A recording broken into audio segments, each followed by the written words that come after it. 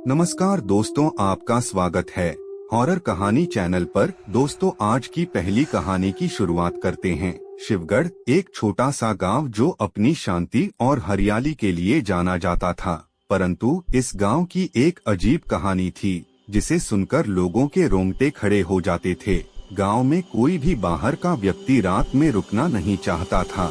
गांव वालों का कहना था कि गांव के दक्षिणी हिस्से में एक पुरानी हवेली थी जो वर्षों से वीरान पड़ी थी। लोग कहते थे कि वहाँ एक आत्मा भटकती है जो हर रात को रोती और चिल्लाती है। राहुल एक युवा पत्रकार जो सच्ची घटनाओं पर आधारित कहानियां लिखता था, इस रहस्यमयी गांव की कहानी जानने के लिए बेताब था। उसने ठान लिया कि वह शिवगढ़ जाएगा और इस कहानी की सच्चाई का पता लगाएगा। उसने अपने दोस्तों आरती और विक्रम को भी साथ चलने के लिए मनाया। तीनों ने गांव के मुखिया से मुलाकात की और वहां रहने की अनुमति मांगी। मुखिया जी ने उन्हें गांव के बारे में बताया और दक्षिणी हिस्से की हवेली के बारे में भी चेतावनी दी। उन्होंने बताया कि कई साल पहले उस हवेली में एक धनी जमींदार अपनी पत्नी और 2 बच्चों के साथ रहता था। एक रात बिना किसी कारण के पूरी हवेली में आग लग गई। जमींदार की पत्नी और बच्चे आग में जलकर मर गए, लेकिन जमींदार का शरीर कभी नहीं मिला। लोग कहते हैं कि वह आत्महत्या कर चुका था और उसकी आत्मा अब भी हवेली में भटक रही है। राहुल और उसके दोस्तों ने तय किया कि वे उस रात हवेली में जाकर रहस्य का पता लगाएंगे।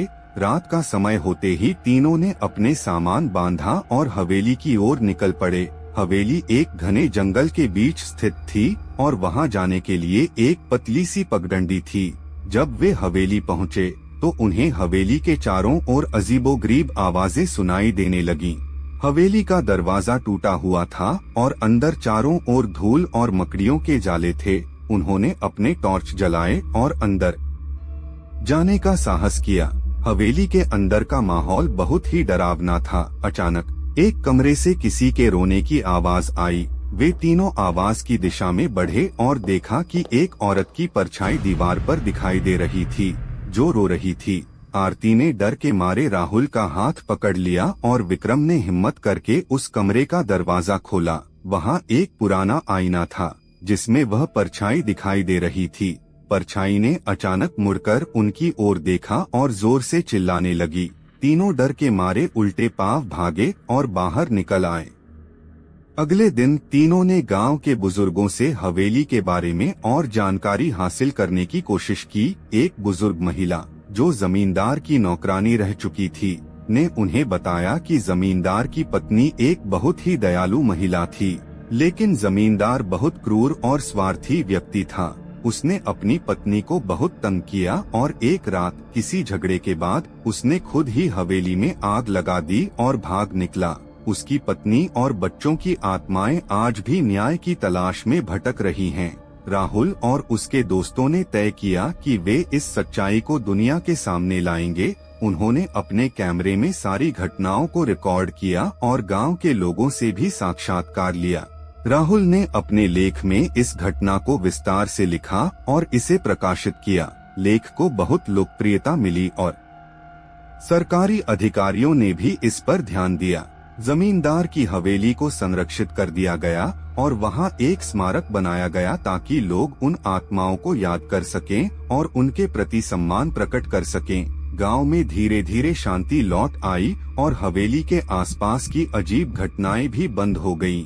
ऐसा लगता था कि आत्माओं को अब शांति मिल गई थी, लेकिन कहानी यहाँ समाप्त नहीं होती। एक रात राहुल के पास एक अजनबी का फोन आया।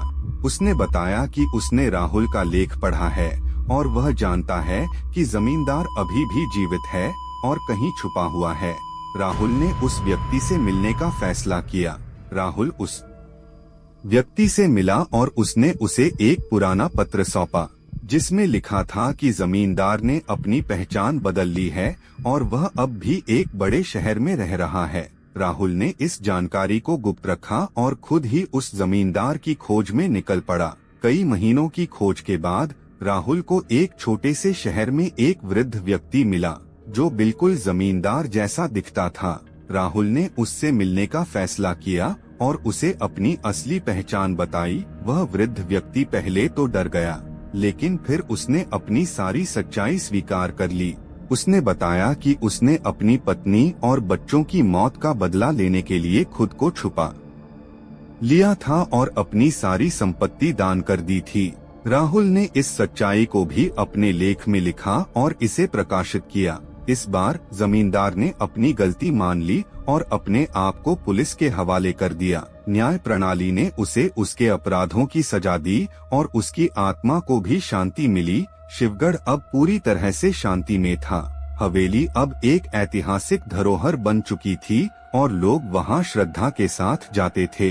राहुल, आरती और विक्रम ने इस कहानी को अपने जीवन का सबसे महत्वपूर्ण हिस्सा माना और वे हमेशा इस बात पर गर्व महसूस करते थे कि उन्होंने एक भूतिया गांव की रहस्यपूर्ण कहानी का पर्दाफाश किया और आत्माओं को शांति दिलाई।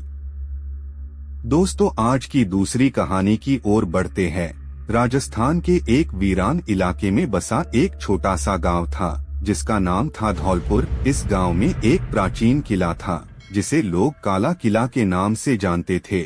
इस किले के बारे में कई डरावनी कहानियां प्रचलित थीं, लेकिन सबसे खौफनाक कहानी थी वहां रहने वाली पिशाचनी की। गांव वाले कहते थे कि रात होते ही किले में अजीबोगरीब आवाजें और चीखें सुनाई देती थीं, और कई लोगों ने वहां एक भयावह स्त्री को भटकते हुए देखा था। राहुल एक युवा और जिज्ञासु पत्रकार, जिसे रहस्यमयी और डरावनी कहानियों की खोज करने का शौक था, इस किले की सच्चाई जानने के लिए बेताब था। उसने अपने दो दोस्तों रिया और समीर को भी इस मिशन में शामिल होने के लिए मनाया। रिया एक पुरातत्वविद थी और समीर एक वीडियोग्राफर था, जो हर रहस्यमयी पल को अपने कैमरे में कैद करना चाहता था। तीनों ने तय किया कि वे धौलपुर गांव जाएंगे और इस किले की सच्चाई का पता लगाएंगे। वे एक शाम गांव पहुंचे और वहां के मुखिया से मुलाकात की। मुखिया जी ने उन्हें किले के बारे में चेतावनी दी और कहा कि रात में वहां जाना बेहद खतरनाक है। उन्होंने बताया कि कई साल पहले किले में एक राजा रहता था, जिसकी पत्नी रुक्मिणी अत्यंत सुंदर थी। एक दिन राजा की अनुपस्थिति में दुश्मन ने किले पर हमला किया और रुक्मिणी को बंदी बना लिया। रुक्मिणी ने अपने सम्मान की रक्षा के लिए आत्महत्या कर ली, लेकिन उसकी आत्मा किले में भटकती रही। राहुल, रिया और समीर ने रात में किले में जाने का निश्चय किया। वे अपने सभी उपकरण और कैमरे लेकर सूर्यास्त के बाद किले की ओर निकल पड़े। किला गांव से कुछ दूरी पर स्थित था और वहां तक पहुंचने का रास्ता सुनसान और डरावना था। चारों ओर सूनी हवाएं और अंधेरा छाया हुआ था। किले में प्रवेश करते ही उन्हें एक अजीब सी ठंडक का एहसास हुआ। चारों ओर घना अंधेरा था और केवल उनकी टॉर्च की रोशनी ही उन्हें रास्ता दिखा रही थी। किले के अंदर की दीवारों पर प्राचीन चित्रकारी और नक्काशी दिखाई दे रही थी, जो अब धूल और मकड़ियों के जाल से ढकी हुई थी। हर कदम पर उनके पैरों के नीचे चूहे और छिपकलियां भाग रही थीं।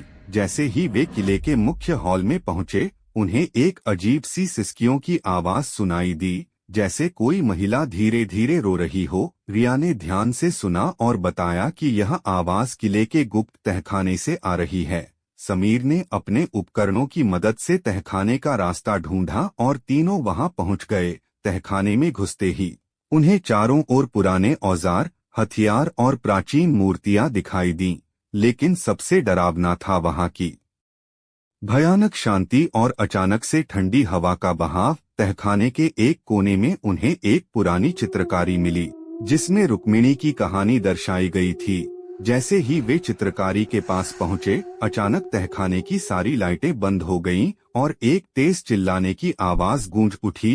तीनों ने अपनी टॉर्च जलाने की कोशिश की, लेकिन वे काम नहीं कर रही थीं। उसी समय एक काली परछाई उनके सामने प्रकट हुई। यह परछाई धीरे धीरे रुक्मिणी की आकृति में बदल गई, जिसकी आंखें लाल जल रही थीं और चेहरा भयावह था।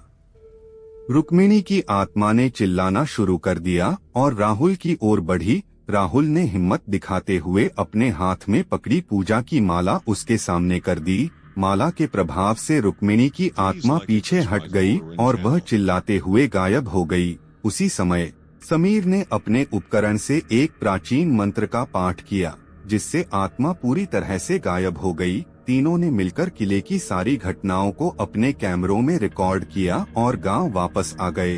गांव के मुखिया ने उनकी बहादुरी की प्रशंसा की और किले को हमेशा के लिए बंद कर देने का निर्णय लिया। जब राहुल, रिया और समीर गांव लौटे तो उन्होंने देखा कि गांव के लोग अजीबोगरीब व्यवहार कर रहे थे।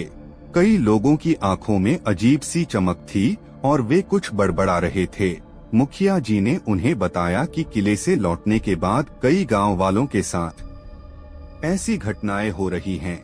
यह सुनकर तीनों को लगा कि शायद उन्होंने किले में जो किया उससे पिशाचनी की आत्मा शांत नहीं हुई, बल्कि और ज्यादा क्रोधित हो गई है।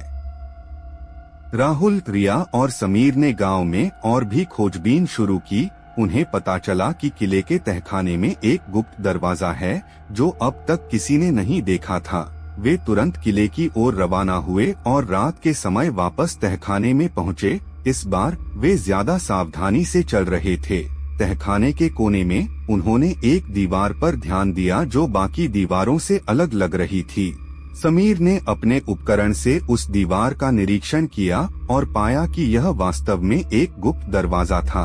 उन्होंने दरवाजा खोला और अंदर प्रवेश किया। अंदर का दृश्य बेहद डरावना था।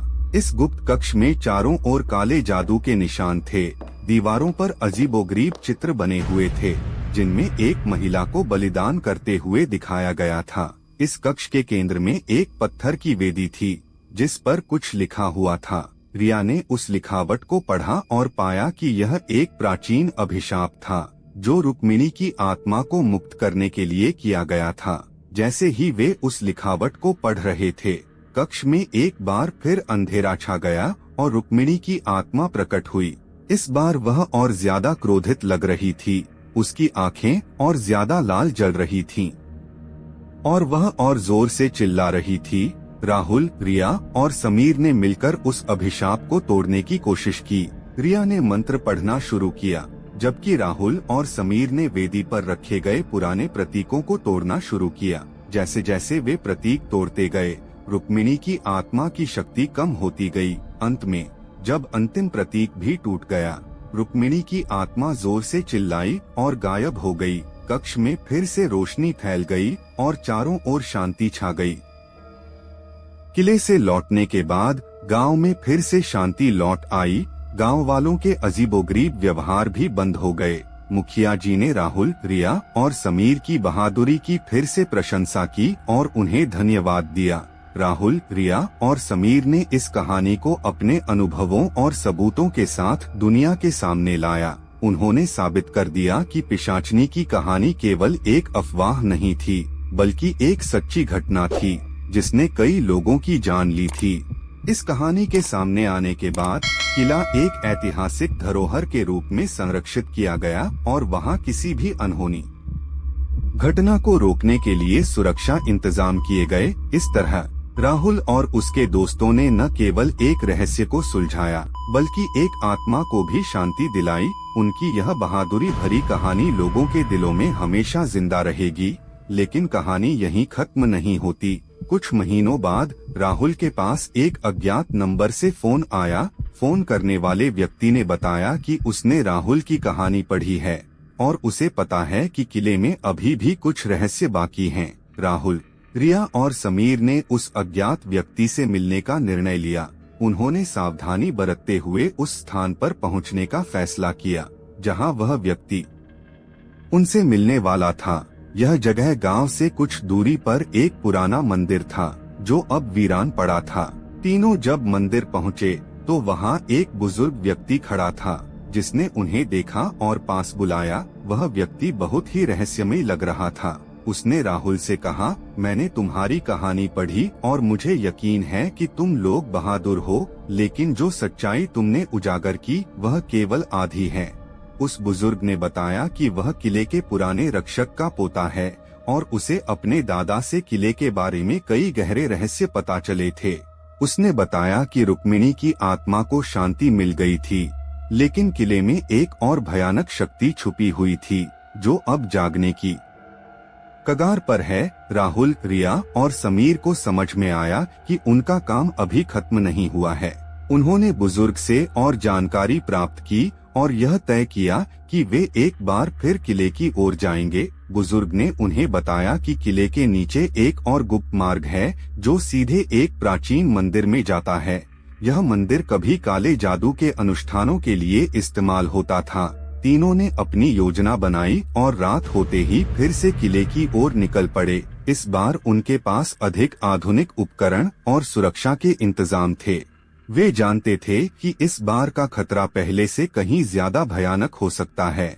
किले में पहुंचकर वे गुप्त मार्ग की खोज में जुट गए। कई घंटों की मेहनत के बाद उन्हें एक प्राचीन द्वार मिला जो धूल और मलबे से ढका हुआ था। उन्होंने द्वार को खोला और अंदर प्रवेश किया। यह मार्ग बहुत ही संकरा और अंधेरा था, जिससे उन्हें बहुत सावधानी से चलना पड़ा। मार्ग के अंत में उन्हें एक प्राचीन मंदिर मिला। इस मंदिर के चारों ओर काले जादू के निशान थे और वातावरण में एक भयानक ऊर्जा महसूस हो रही थी। मंदिर के केंद्र में एक बड़ा पत्थर का वेदी थी, जिस पर कुछ अजीबोगरीब प्रतीक बने हुए थे। जैसे ही वे मंदिर के अंदर पहुँचे, अचानक चारों ओर अंधेरा छा गया और हवा में ठंडक बढ़ गई। मंदिर के एक कोने से धुएं की एक परछाई उभरी जो धीरे धीरे एक भयानक आकृति में बदल गई। यह आकृति पहले से भी ज्यादा भयावह और शक्तिशाली लग रही थी। यह कोई और नहीं बल्कि उस काले जादू का मालिक था जिसने रुक्मिणी की आत्मा को भी बंधक बना रखा था। राहुल, रिया और समीर ने हिम्मत नहीं हारी। उन्होंने मिलकर उस जादुई शक्ति का सामना करने का निश्चय किया। रिया ने अपने प्राचीन ग्रंथों से एक और मंत्र पढ़ना शुरू किया, जबकि समीर ने अपने उपकरणों की मदद से उस शक्ति को कमजोर करने की कोशिश की। राहुल ने उस वेदी के पास जाकर उसके प्रतीकों को तोड़ना शुरू किया। मंत्रों और उपकरणों के प्रभाव से जादुई शक्ति धीरे धीरे कमजोर होती गई। राहुल ने आखिरी प्रतीक तोड़ा और एक तेज रोशनी चारों ओर फैल गई। जादुई शक्ति ने एक जोरदार चीख मारी और गायब हो गई। मंदिर में फिर से शांति छा गई और वातावरण से भयानक ऊर्जा गायब हो गई। किले से लौटने के बाद गांव में फिर से शांति लौट आई। गांव वालों के अजीबोगरीब व्यवहार भी बंद हो गए। मुखिया जी ने राहुल, रिया और समीर की बहादुरी की फिर से प्रशंसा की और उन्हें धन्यवाद दिया। गांव के लोगों ने किले को हमेशा के लिए बंद कर देने का निर्णय लिया ताकि कोई भी फिर से उस भयानक जगह पर न जा सके। राहुल, रिया और समीर ने इस नई कहानी को भी अपने अनुभवों और सबूतों के साथ दुनिया के सामने लाया। उन्होंने साबित कर दिया कि पिशाचनी की कहानी केवल एक अफवाह नहीं थी, बल्कि एक सच्ची घटना थी जिसने कई लोगों की जान ली थी। इस कहानी के सामने आने के बाद किला एक ऐतिहासिक धरोहर के रूप में संरक्षित किया गया और वहां किसी भी अनहोनी घटना को रोकने के लिए सुरक्षा इंतजाम किए गए। इस तरह राहुल और उसके दोस्तों ने न केवल एक रहस्य को सुलझाया, बल्कि एक आत्मा को भी शांति दिलाई। उनकी यह बहादुरी भरी कहानी लोगों के दिलों में हमेशा जिंदा रहेगी। कुछ महीनों बाद राहुल, रिया और समीर ने महसूस किया कि उन्होंने जो कुछ किया वह केवल शुरुआत थी। उन्हें एहसास हुआ कि दुनिया में ऐसे कई और रहस्य और भूतिया स्थान हैं जिन्हें उजागर करना और उन आत्माओं को शांति दिलाना उनका उद्देश्य बन गया है। उन्होंने मिलकर एक नया अभियान शुरू किया और दुनिया भर में रहस्यमयी और भूतिया स्थानों की खोज में निकल पड़े। राहुल, रिया और समीर ने अपने नए अभियान के तहत कई नए रहस्यमयी स्थानों की यात्रा की। हर जगह उन्हें नई चुनौतियां और खतरों का सामना करना पड़ा, लेकिन उनकी टीम की हिम्मत और एकता ने उन्हें हर बार विजयी बनाया। उन्होंने अपने अनुभवों को लेख, दस्तावेज और वीडियोस के रूप में दुनिया के सामने प्रस्तुत किया। इस तरह राहुल, रिया और समीर की यह यात्रा केवल एक किले की कहानी नहीं रही, बल्कि यह एक मिशन बन गई जिसमें उन्होंने कई आत्माओं को शांति दिलाई और कई रहस्यों को उजागर किया। उनकी यह कहानी लोगों को यह सिखाती है कि साहस, एकता और ज्ञान के बल पर किसी भी रहस्य और भय का सामना किया जा सकता है। उनके इस अभियान ने उन्हें न केवल प्रसिद्धि दिलाई, बल्कि एक नई पहचान भी दी। दोस्तों मैं उम्मीद करता हूं कि आपको आज की दोनों कहानियां आपको जरूर पसंद आई होगी, तो वीडियो को लाइक करके चैनल पर नए हो तो सब्सक्राइब करें। धन्यवाद।